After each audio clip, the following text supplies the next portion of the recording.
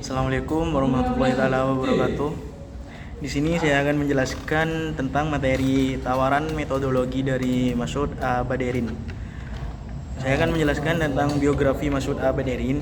Mas'ud A-Baderin adalah seorang profesor hukum internasional di School of Oriental and African Studies atau biasa disingkat SOAS, Universitas London, Inggris, yang sebelumnya pernah menyelesaikan pendidikannya di Sekolah Hukum Nigeria dan memenuhi syarat sebagai pengacara dan pengacara Mahkamah Agung di Nigeria.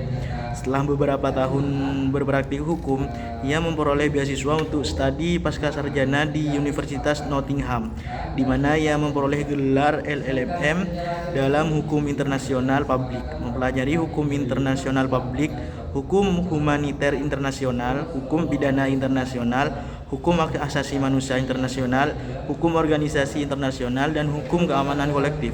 Beliau sebelumnya mengajar di berbagai universitas di Inggris sebelum bergabung dengan SOAS sebagai profesor hukum pada tahun 2007. Mas'ud A-Baderin adalah seorang akademis dan pakar hukum internasional yang berfokus pada hukum Islam dan hak asasi manusia. Selain itu, Baderin juga tertarik pada isu-isu seperti pluralisme, hukum demokrasi, perdamaian, keadilan sosial, dan perlindungan hak asasi manusia.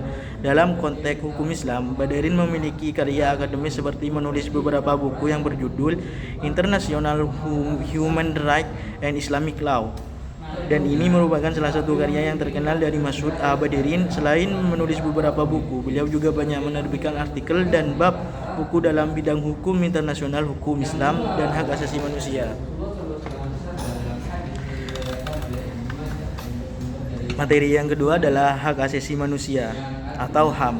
Hak asasi manusia adalah hak-hak manusia, itulah hak-hak semua manusia yang sepenuhnya setara. Kita layak dianugerahi hak-hak itu semata-mata karena kita manusia. Semua hak itu berasal dari martabat inheran manusia dan telah didefinisikan sebagai klaim-klaim manusia atau diri mereka sendiri atau untuk orang-orang lain, yang didukung oleh suatu teori yang berpusat pada perikemanusiaan manusia pada manusia sebagai manusia, anggota umat manusia. Materi selanjutnya adalah hukum Islam. Secara tradisional, hukum Islam tidak secara ketat bersifat monolitik. Fikih Islam mengakomodasi penafsiran pluralitas atas sumber-sumbernya dan membuahkan berbagai perbedaan pandangan yang cukup berarti dalam sebuah analisis perbandingan hukum. Oleh karena itu, Afsari berargumen bahwa saat rujukan diberikan kepada hukum Islam, sejumlah pendapat yang beragama muncul dalam gambaran. Dan materi yang terakhir adalah tanggapan Islam dalam wacana HAM internasional. Halliday telah mengidentifikasi setidak-tidaknya 4 jenis tanggapan Islam terhadap perdebatan hak asasi manusia internasional.